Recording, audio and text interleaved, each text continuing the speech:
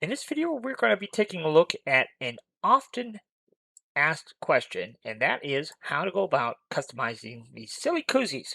So you see them everywhere, and how do we go about customizing them? Well, the first step is to alt-click on the koozie to make sure it's selected before our next step, which is Control-I, and we're just going to go to our desktop here and pop in an SVG, any SVG that is a single color.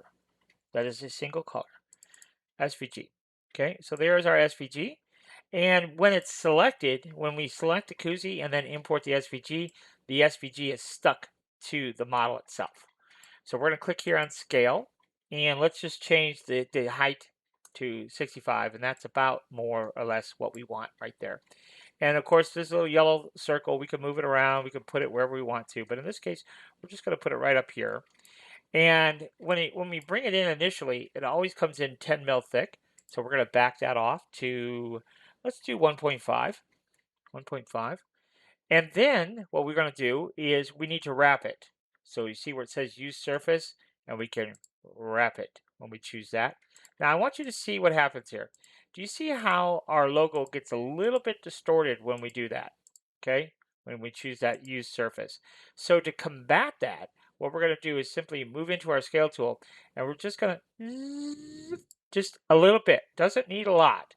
But now that we have that, now we can go back in. And usually what I do is I come over here to my Objects tab and then right click and choose Edit SVG again. And now I can modify the SVG again. I get my little yellow circle here and we can move it around. Now when I go to Use Surface, you see it, we still have that same distortion, but because we squished it first, it looks more natural, like it's supposed to. Okay, so there you go. So there's our use surface. Now what do we want to do here? Well, we're going to choose the cut option. Okay, and so it's going to cut into the koozie 1.5 millimeters now. All right, so now you can see that's what it looks like. So then from there, we'll go ahead and slice the plate so you can see the effect.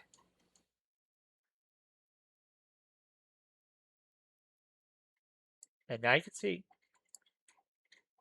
our coach has now been embedded as if we took a branding iron to the front of it. And so you can play with those settings. You know, I like to use inch and or 1.5 millimeter to 2 millimeters at the most. But the deeper you go, to me, the less the effect has, in my opinion. So you might want to experiment. Go ahead and do one at 1 millimeter. Go ahead and do one. You can just print one koozie with multiple options here. Do one at 1, one at 1.5, one at 2, and I think one of those three, you'll find there's a happy medium there that you like. But I really like 1.5. So that, my friends, is how you customize front of a koozie. Couldn't be simpler. Now, let's just go ahead and take a look at one more example, because I have it prepared here. So we'll go ahead and select it. And somewhere on my desktop, or on my computer, I don't really know where it's at, but I have the Adidas logo somewhere. I have multiple Adidas logos. Let's use this one.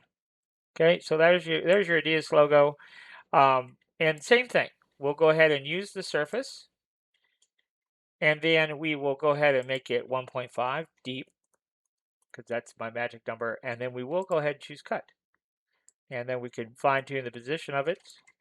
And yeah, then we can go to slice this bad boy.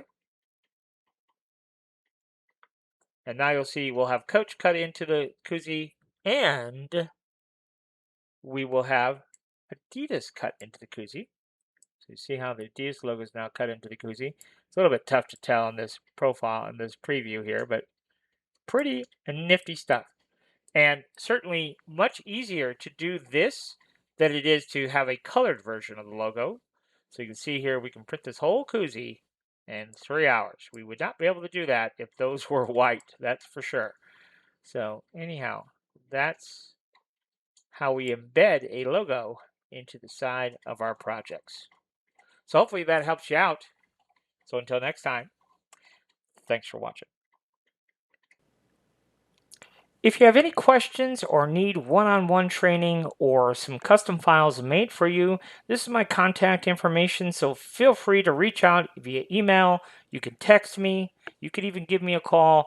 I'd be happy to answer questions or give you more details on the one-on-one training we offer, and as well as if you need custom files made until you are up to speed on how to make them yourself, feel free to reach out and we'd be happy to help you with that as well.